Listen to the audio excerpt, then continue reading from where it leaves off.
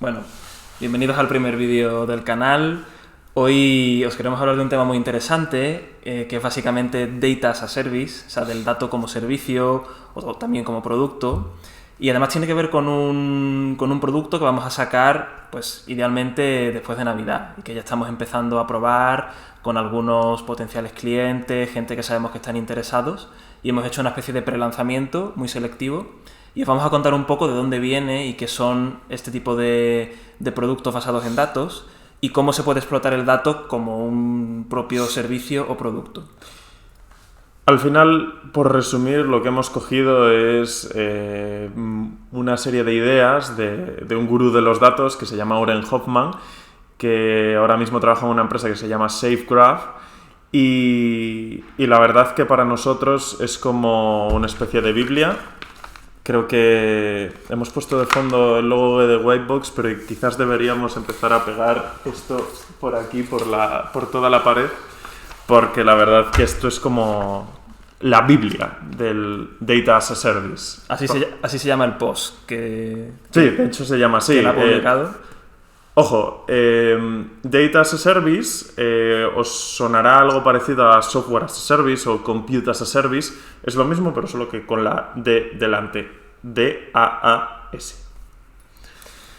sí. nada. Básicamente lo que vamos a hacer hoy es, sobre todo, repasar las ideas principales que vienen en su artículo, en su post, y que la verdad que a nosotros pues, nos han ayudado muchísimo, porque al principio, o sea, nosotros ya veníamos hace tiempo trabajando en el producto, no es algo nuevo que se nos haya ocurrido en las últimas semanas, simplemente se puede decir que este artículo, este post, que por cierto es excelente, lo pondremos en la descripción del vídeo para que lo podáis leer, pues nos ha ayudado a bajar a tierra muchas de esas ideas y a resolvernos muchas dudas, y quizás nos ha ahorrado muchísimo tiempo de probar y experimentar cosas que igual por nuestra propia cuenta nos habría llevado mucho. Bueno, por resumir, veníamos pivotando 3 o 4 veces sobre la misma idea, y yo creo que después de este post ya tenemos el producto. De hecho, lo hemos hecho y, como dijo David antes, ya lo está probando determinada gente.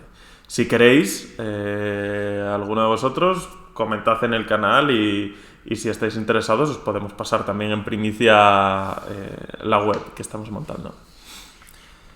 Vale, pues nada, por empezar un poco a repasar principalmente ideas interesantes que nos han resultado aquí en el artículo. La primera sería que Data as a Service no se comporta exactamente igual que un Software as a Service. Es un tipo de producto que es muy incomprendido, en general no se entiende muy bien. La gente lo suele relacionar pues quizá con compañías tipo Compute as a Service, como puede ser por ejemplo AWS o Google Cloud Platform, cuando realmente no es así. ¿Vale? Realmente sería pues un tipo nuevo de compañía que tiene su propia forma de operar, que tiene su propia mecánica interna a nivel económico, a nivel de cómo captar al cliente y todo. Y eso es lo que él te explica aquí en el artículo. Por poner un ejemplo quizás más aplicado a España, por ejemplo, tenemos por un lado el Compute as a Service, un Amazon Web Services, un Azure, un Google Cloud Platform.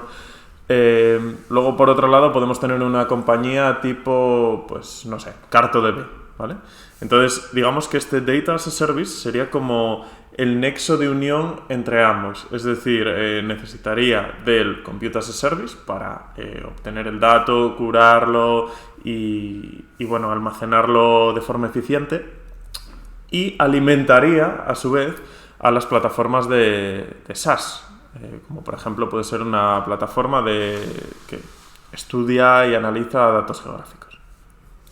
Sí, por seguir un poco con ideas interesantes del artículo, aquí Oren Hoffman dice que es un mercado en el que en general un solo proveedor acaba haciéndose con todo el mercado, y que para ello al final pues utiliza palancas como el precio y como la forma de proveer el dato pues para al final hacerse con el mayor porcentaje total del mercado. Él lo llama winner takes most market, básicamente. Lo que pasa es que ahí hay un matiz, y es que a él le gusta ir mucho como a pequeños nichos, porque si no es también muy complicado hacerse con el 100% del market.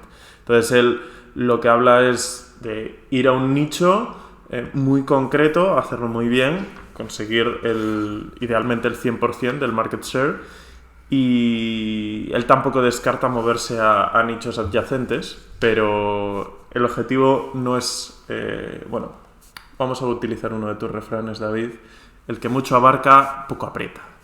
Creo que con eso más o menos se entiende. Además, creo que en el artículo él también recomendaba intentar, en vez de crecer muy horizontalmente en cuanto a fuentes de datos, en cuanto al tamaño y la cantidad, él, digamos que lo que recomienda es ir mucho a tener pocas fuentes, pero de mucha calidad, y que estén muy, muy bien curadas, que estén muy limpias, que no tengan duplicados, o sea, todo lo que vendría siendo un dato limpio, y que al final se puede utilizar de forma muy directa por parte de las empresas.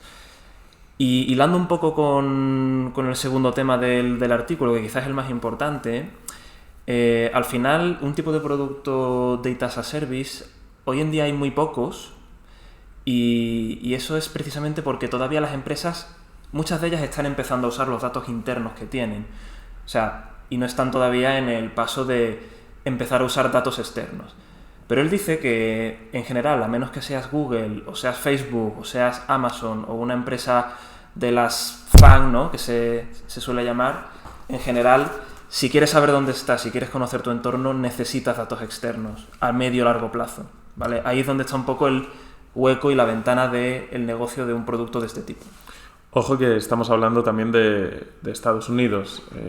Aplicado aquí a España, hay muchas empresas que no usan ningún tipo de dato para tomar ningún tipo de decisión. Véase la empresa más grande del país. De todas maneras, las empresas que están empezando a trabajar con datos ya están usando sus propios datos. Entonces, claro, lo que vemos de aquí a unos cuantos años es que quizás esos datos, cuando ya los tengan muy estudiados y empiecen a sacarles el máximo de su valor, van a necesitar más datos para complementarlos y para tomar mejores decisiones. Entonces, quizás yo creo que todavía el campo está muy verde, sobre todo aquí en España, pero también esperamos que tenga una perspectiva de crecimiento bastante grande en el futuro. Sí, en el artículo hablaba de que en general cada 5 años, hoy en día, aumenta un orden de magnitud el número de empresas que compran datos externos. Y se pone el ejemplo concreto de empresas tipo hedge funds y tal, que hay en total pues como 15.000, y al principio compraban datos 5, luego pasaron a ser 50, y así todavía siguen siendo pocas, pero bueno, se entiende que con suficiente tiempo pues cada vez más empresas irán incorporando datos externos a sus pipelines y a sus modelos. Bueno, luego él también habla, dice, él tiene un lema en su empresa que a nosotros nos ha flipado, que dice We predict the past. Y es como predecimos el pasado. Me parece alucinante porque ahora todo el mundo está que sí con sus algoritmos de predicción de ventas, predicción de cualquier cosa, ¿vale? Y él dice, yo predigo el pasado. Y lo cual es muy interesante. Y a estas empresas que, digamos que, bueno, incluso nosotros, ¿no?, que nos dedicamos también a hacer mucha algoritmia predictiva, las llama empresas de religión, ¿vale? Y a las empresas de datos les llama empresas de la verdad. O sea, creo que más o menos la explicación queda un poco clara. Como religión tienes que creerte la predicción que te va a dar una empresa que te haga un algoritmo de Machine Learning. Y como verdad, está claro que los datos son irrefutables. Los datos son. Y digamos que es de donde se parte para luego cualquier otro análisis que se quiera hacer. Sí, al final yo recuerdo que como dijo alguien, creo que fue de la administración en Estados Unidos o algo así, no recuerdo exactamente quién, pero decía In God we trust, others bring data. O sea, al final en Dios creemos, pero el resto me traéis datos, porque son la verdad, se supone. Bueno, luego también hay o sea, digamos que este artículo lo escribió Brent Hoffman, pero digamos que tiene colaboraciones de gente que él, bueno, gente muy relevante en el sector también de los datos y que él tiene relación con ellos, ¿no? Y dice que su socio Brent Pérez siempre le dice: un negocio de datos tiene 3 pilares, ¿vale? Y esos 3 pilares los tiene que hacer muy bien si quiere tener éxito. El primero es la adquisición de datos, claro.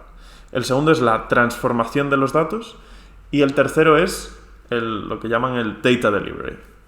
Yo creo que más o menos por el nombre nos queda bastante claro qué es cada cosa. Pero bueno, si quieres comentar el primer pilar, David, un poco. Sí, al final, bueno, él en cuanto a adquisición, pues solía distinguir entre 3 tipos de formas de obtener el dato, como empresa que se dedica a vender servicios y productos basados en datos. La primera sería básicamente cerrar algún tipo de acuerdo con una empresa, pues tipo alguna app o alguna empresa más grande de telecomunicaciones, por ejemplo, donde ellos te cedan sus datos principalmente a cambio de hacerle analítica, ¿vale? Sería un acuerdo pues de 1 a 1 y esto tiene sus ventajas y tiene sus inconvenientes.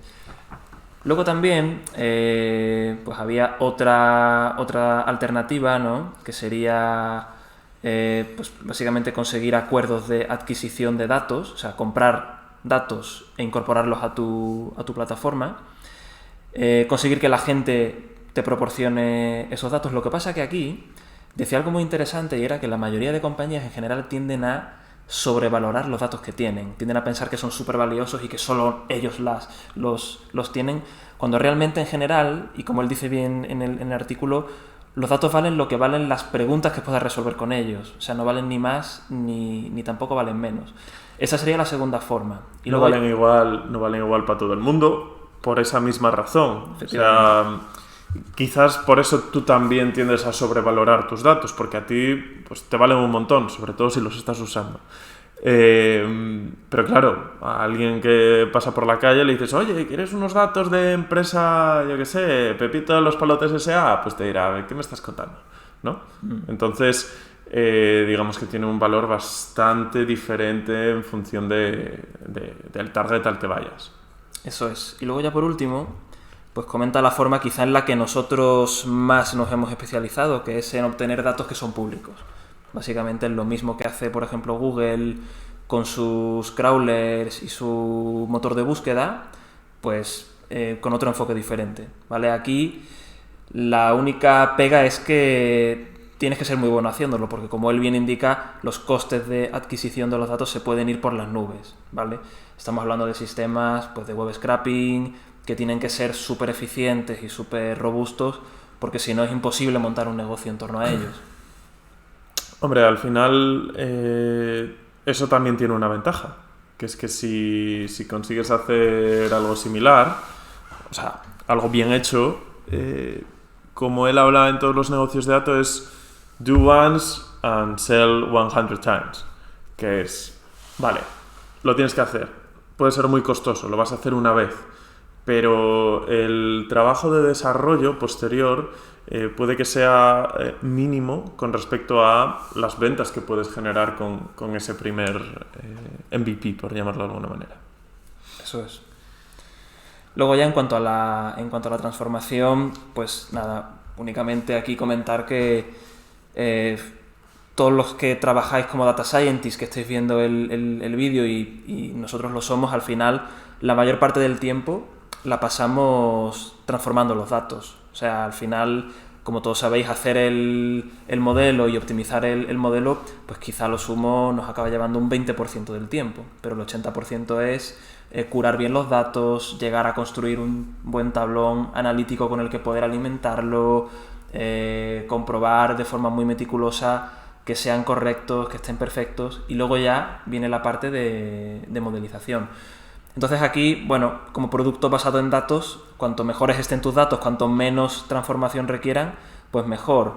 Aquí él también habla de una cosa que es muy importante hoy en día, y es que ya, pues, el sector de los datos empieza a estar, en cierto modo, maduro, aunque muchos quizá os sorprenda esta afirmación, ¿no? O sea, por ejemplo, empresas que están entrando hoy en día en el mundo de los datos y de la consultoría de datos, a día de hoy, a fecha de 2021, realmente se puede decir que van tarde. O sea, ya hoy en día van tarde. Empieza a haber herramientas que de alguna forma comoditizan la transformación, incluso comoditizan la modelización también. Ojo con la nueva palabra que se incluirá en la RAE el año que viene, comoditizar, ¿vale? Efectivamente. viene de la palabra en inglés commodity, que es como algo que o bien puede hacer todo el mundo o bien los costes de hacerlo son hoy en día relativamente bajos, ¿vale? O sea, por ejemplo, hoy en día nosotros ya consideramos que, por ejemplo, el Big Data es una commodity. Cuando hace, pues, no sé, unos 8, 7, 6 años, era algo que podían hacer dos en España, ¿vale? El Data Science puede que esté llevando este camino, al menos en la versión que estamos conociendo hoy en día. Eso es. Y por eso ahí, pues digamos que este tipo de productos basados en datos, pues tienen mucho sentido, ¿no? Porque hoy en día hay mucha más gente que son capaces, igual sin tener que contratar servicios especializados, que todavía hoy en día son muy necesarios y nosotros, de hecho, pues como empresa de consultoría también nos dedicamos a eso, ¿no? Pero digamos que la barrera de entrada ha ido bajando con el tiempo. Hay productos SaaS muy buenos que te permiten hacer ETLs, que te permiten hacer modelos más o menos sencillos. Si quieres algo ya muy bien hecho, obviamente todavía hoy en día pues necesitas consultores expertos, igual que si quieres una aplicación web muy bien hecha. O sea, ahí está un poco el tema de hacer una web con una herramienta no code o picártela tú desde cero. Hombre, ahí Auren dice una cosa súper interesante, que es, dice, mira, hace 5 años o así, los mejores ingenieros del mundo, pues se las llevaban, en general querían trabajar en las empresas top. Igual se los llevaba un Google, un Facebook, un Amazon o similar. Entonces, claro, al llevarse pues digamos, al talento, este tipo de empresas, las cosas guay solo las conseguían hacer prácticamente ellos. Digamos que un ingeniero top no se quería ir a un Starbucks. Entonces, bueno, al departamento de IT del Starbucks, no a servir cookies. Entonces, lo que está pasando hoy en día es que ese trabajo de Data Scientist, de alguna manera ya hay empresas que lo han automatizado, y entonces el Starbucks podría acceder a analítica bastante buena simplemente pagando un programa comercial que bueno, le acerca evidentemente no a Google ni Facebook, pero sí a tener un buen análisis de datos con muy poco esfuerzo y sin tener que tener a los ingenieros más top del mundo trabajando allí. Eso es. Y ahí la barrera de la compra y utilización de datos pues baja mucho y empiezan a tener sentido productos de este tipo, que se estima que en los próximos 5 años pues el crecimiento sea de un orden de magnitud. Luego también, por hilar un poco con el siguiente tema, Auren recomienda centrarse en un nicho a nivel del tipo de datos que se proveen y con los que se trabaja, ¿no? Él habla aquí en concreto, ¿vale? Aquí como veis, pues esto lo tenemos todo subrayado. Él habla en concreto de 3-4 nichos importantes, ¿no? Que son personas... Pollo, te has saltado el tercer pilar. Está la gente ahí preguntando en YouTube. Claro, nos hemos olvidado del data delivery, ¿vale? O sea, cómo después de obtener el dato y transformarlo, se envía al consumidor, a tu cliente, vamos. Sí. Bueno, aquí él habla en función del tipo de empresa y tal, ¿no? O bien se pueden subir a un SFTP, o bien a un bucket en S3, se puede hacer una interfaz también donde la gente entre y ellos automáticamente puedan explorar el dato. También habla incluso de forzar a que la gente tenga que entrar en una interfaz y consumirlo desde ahí para proteger más el dato y tal, aunque esto pues al final es una barrera también, ¿no? Y bueno, al final yo creo que el tema es que el dato sea lo más sencillo de consumir por las empresas y que el canal de delivery, digamos, no sea un stopper para que lo puedan descargar y usar. Y ya por último, pues, como iba diciendo, los temas centrales de los datos. Él habla de personas, productos, lugares, que es el foco de su empresa. Al final ellos trabajan con datos principalmente de localizaciones.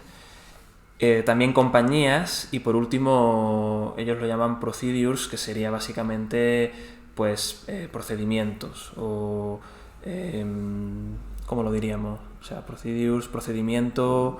Bueno, datos, por ejemplo, de back office, ese Sí, rollo. de procesos, digamos, Sí. de alguna forma. O sea, luego también dice una cosa muy importante. Y esto sí que es guay que lo resaltemos. Y es que el dato vale más o vale muchísimo más cuando de alguna manera lo historificas, ¿vale? Es decir, lo linkas a una variable temporal. Puede ser una fecha, un timestamp, ¿vale?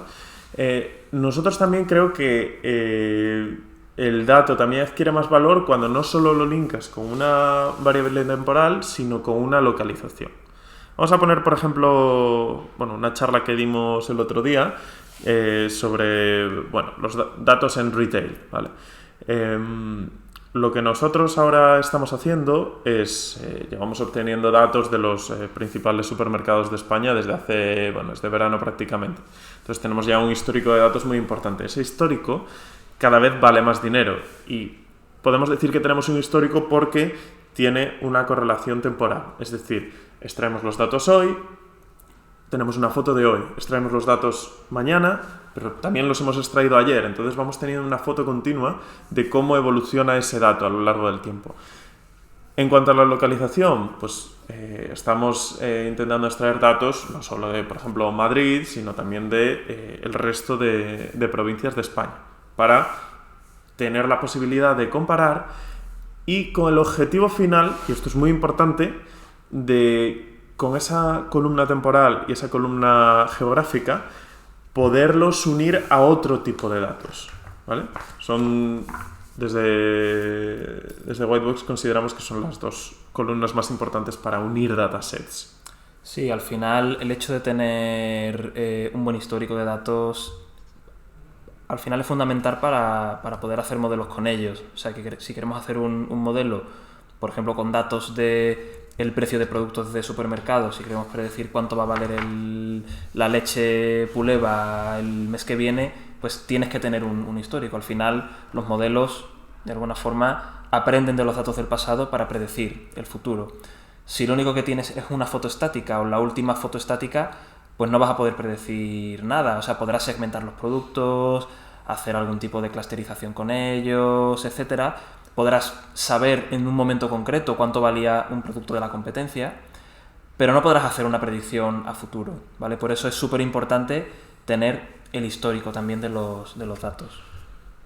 Con respecto a la idea que adelanté antes de cómo, gracias a estas dos columnas, por ejemplo, podemos juntar unos datasets con otros, quería remarcar que, por poneros un ejemplo, ¿no? El precio de los productos o las ventas de productos las podemos unir con el tiempo que hizo esos días en esa localización, ¿vale? Por poner un ejemplo muy sencillo de cómo podríamos unir con otra fuente. Lo que dice Aurem es que al unir varios datasets, digamos que el valor del dataset, en conjunto, aumentaría. Dice que en principio el valor sería bastante más si el dataset X lo unimos con el dataset Y, el valor sería en principio algo así como X más Y. Pero él va más allá y dice que en función de cómo lo unas o de lo interesantes que sean los datasets, puede llegar a ser X por Y, ¿vale? Sí, en general dice que la suma de las partes es mayor realmente que las partes de forma independiente. Eso es. Pues... mira, aquí... Bueno, fabuloso. Voy a llegar a una frase que me encanta, que él nombra de Jeff Bezos, y que dice lo siguiente: tu margen es nuestra oportunidad, ¿vale? Yo más o menos la entiendo como que lo que quiere decir ahí Jeff Bezos es que Tú cuando vendes un producto, pues tienes unos ciertos márgenes, que es donde tú obtienes el beneficio. Te cuesta un cierto esfuerzo hacer una cosa, la vendes por eso más algo más, ese algo más es tu margen. Ahí es donde Jeff Bezos te ataca, coge ese algo más, lo hace algo menos, entonces se lo compran a él. Entonces él empieza a vender muchos productos con ese algo menos y al final acaba siendo un algo mucho, mucho más de lo que tú estabas ganando al principio. Sí, al final yo creo que aplicado a un producto Data as a Service, aquí hay una gran oportunidad para tener márgenes muy ajustados, ¿no? Porque al final el esfuerzo de obtener el dato lo haces una vez y lo puedes vender pues muchas veces, ¿no? Al final te beneficias de una economía de escala que te permite y de alguna forma te orienta a tener márgenes muy competitivos. Claro, digamos, él también habla de que él ha invertido o está invirtiendo en muchas empresas de data desde hace tiempo. Y dice que los inversores tradicionales no tienen mucha idea en realidad del tema data y entonces no saben invertir bien en una empresa de datos. Y entonces pone una tablita que dice, bueno, año 2011, revenue, 1 millón de euros, costes, 4 millones de euros. ¿Vale? Pues parece que la empresa tiene mala pinta, tiene un margen del menos 75%. Ahora, segundo año, revenue, 9 millones de euros. Costes, 5 millones. Es decir, los costes, una vez que los tienes, más o menos se mantienen muy, muy, muy estables en el tiempo y los revenues pueden ir aumentando prácticamente indefinidamente. Entonces, el problema que tienen estas empresas es que no atraen la inversión en una primera etapa porque no las ven rentables bajo ningún concepto los inversores tradicionales. Entonces eso es lo que esperamos que vaya cambiando a lo largo de los próximos años. Bueno, aquí también lo del Customer Acquisition Cost. Sí, exactamente igual que lo que decía Pedro hace un momento, hilando con el tema de la contabilidad de una empresa Data as a Service. Una empresa Software as a Service en general tiene un coste relativamente alto de adquisición de clientes. O sea, al final tienen que invertir bastante para poder traerse un cliente. Según dice Auren, en una empresa Data as a Service, el CAC, ¿no? Que es el Customer Acquisition Cost, en general tiende a ser bastante más bajo, lo cual te permite de nuevo volver a ajustar los márgenes para poder vender más. Incluso lo que dice es que se reduce con el tiempo. Eso es. De hecho, ellos incluso decían aquí algo que a mí me flipó, ¿no? Que ellos de alguna forma aspiraban a reducir un 5% al mes el coste de los datos para sus clientes. Ya sea bajando tarifa o incrementando los servicios que le das al mismo cliente. O el valor de los datos, ¿no? Sí. Al final él, básicamente, lo que decía también es que una vez un cliente adquiere una fuente de datos de tu plataforma, pues es muy sencillo, o es relativamente sencillo hacer upsell y cross-sell. O sea, que de ahí te compre otra fuente o te pase de un plan pues de menor volumen a otro de mayor volumen. Y eso es muy, muy interesante también. Luego aquí, bueno, viene una parte que tampoco tiene tanto interés, ¿no? Dice que en una empresa que se dedica a vender datos, Data as a Service, pues se pueden hacer adquisiciones de forma muy sencilla, porque al final únicamente compras pues los leads que tiene la otra empresa. O sea, lo contrapone a dos productos SaaS. En general, todos los productos SaaS tienen interfaz de usuario donde tú haces tus cositas y obtienes el beneficio de ese SaaS. Dice que integrar eso es casi imposible y que en realidad prácticamente nunca se ha conseguido. Es decir, juntar dos plataformas, cada una de su padre y de su madre, juntarlas, dice que es muy complicado.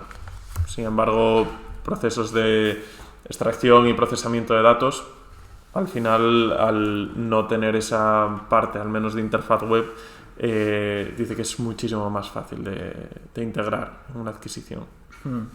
Luego también otra cosa aquí muy interesante, ¿no? Es el riesgo, ¿no? De que al final los datos sean copiados y de que tú como empresa Data as a Service pues te encuentres con que un cliente tuyo pues esté volviendo a revender tus datos y tal, ¿no? Y él hablaba de un problema que viene desde hace 500 o 600 años, cuando se empezaron a dibujar los primeros mapas del mundo, ¿no? Y era que al final los cartógrafos se inventaban algún nombre de algún pueblo ficticio, o ponían algún río que no existía o algo así como marca de agua para poder identificar si alguien había plagiado su mapa o no. Y él habla pues de meter alguna fila tipo watermark para poder identificar. Él incluso habla de incluir una por cliente para saber, en el caso de que algún cliente pues de alguna forma rompa su contrato y venda los datos fuera del acuerdo, para poder identificar quién ha sido, ¿no? También súper interesante. Algo un poco más del mundo real, no tanto del mundo de los datos. Por ejemplo, el fin de semana pasado estaba viendo el combate de boxeo de Joshua contra Pule y lo estaba viendo por Dazen y de repente me llamó mucho la atención que, joder, estaba viendo la pelea y yo qué sé, igual un segundo, pues sí, durante un segundo, como 2-3 veces al minuto, aparecía como una cadena hexadecimal puesta en la pantalla, en algún punto aleatorio. Por supuesto, tú veías el combate y casi ni te dabas cuenta, pero dije, hostia, por ejemplo, si tú te compras la suscripción a Dazen y luego lo empiezas a hacer, por ejemplo, un streaming en YouTube, puedes llegar a ganar dinero en YouTube a través de eso. Y claro, con esa marca de agua, pues Dazen te puede denunciar, saber que has sido tú, cancelarte tu cuenta e incluso pedirte una indemnización. Así que eso es más o menos una forma de copyright que, como David ha dicho, aplicada a los datos, pues le metes una fila a un registro que no es real, identificado, que si ves los datos sabes que eres tú, o metes alguna especie de watcher dentro del archivo cuando se los descargan, o algo del estilo. Luego ya para terminar, dice también otra cosa muy curiosa, ¿no? Que es que las compañías de datos son los archivistas poco sexys, ¿no? Al final, fijaros que hoy en día lo que hay pues mayor atención, mayor hype y tal, pues es con los modelos predictivos, con todo lo que tenga que ver con Deep Learning. Lo hemos visto hace poco con GPT-3 y tal, pero nadie está hablando de compañías de datos. Y hay una cosa muy importante que nosotros en general solemos decir siempre a nuestros clientes, que es en plan, o sea, no hagas el proyecto que tus datos te dejen hacer. Consigue los datos que te permitan hacer el proyecto que tú quieres hacer. Y si no los tienes, pues vuelve atrás y consíguelos. O sea, hay muy pocos proyectos de captura de datos y de conseguir datos que no tengo todavía hoy en día, comparado con proyectos de, venga, vamos a hacer un modelo para predecir cualquier cosa con lo que ahora mismo tengo mi data lake y me tengo que conformar con eso, ¿vale? Ese es el approach que yo creo que no se debe seguir. Y bueno, Auren dice que las compañías Data as a Service son pues poco glamurosas, en el sentido de que estás proveyendo datos a otras empresas que son los realmente los innovators, ¿no? Como él lo llama, son los que van a hacer pues luego los modelos predictivos y las cosas, entre comillas, chulas, ¿no? Pues nada, yo creo que ya lo más tenemos, ¿no? Pues sí, artículo de 19 páginas en total. Pues nada. Sin desperdicio ninguno. Ya os iremos contando un poco pues los avances con este producto. La verdad que estamos muy motivados con él. Llegó un momento que habíamos perdido un poco la esperanza de alguna forma y no acabamos de verlo muy claro, pero bueno, luego ya después de indagar un poco en el tipo de negocio de Data as a Service y tal, pues nos hemos venido arriba y sobre todo en el puente de la Constitución, pues estuvimos aquí en la oficina picando como bestias para empezar a tener un MVP cuanto antes. Gracias, Pedro. Tú has sido la verdadera razón por la que hemos podido lanzar durante el puente. Espero que os haya gustado el vídeo. Cualquier cosa que nos queráis comentar, pues lo ponéis en los comentarios y os iremos respondiendo. Y nada, la semana que viene vendremos con otro tema. Hasta luego. Hasta luego.